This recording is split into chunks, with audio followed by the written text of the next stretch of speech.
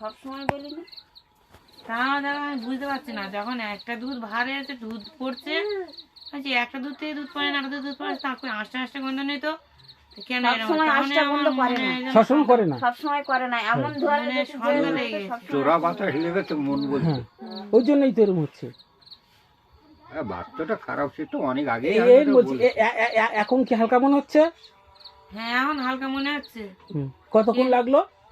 কিন্তু ওই কি হচ্ছে না, ওই যখন মেয়ে আমার দুধ যখন খাওয়াচ্ছি, হ্যাঁ ফের খাবিয়ে কিছু সময় যেন মনে হচ্ছে স্লাগ মতো হ্যাঁ লাগছে, হ্যাঁ হ্যাঁ। ফের আবার একা একা ভার হয়ে আবার একা একা দুধ পড়ছে।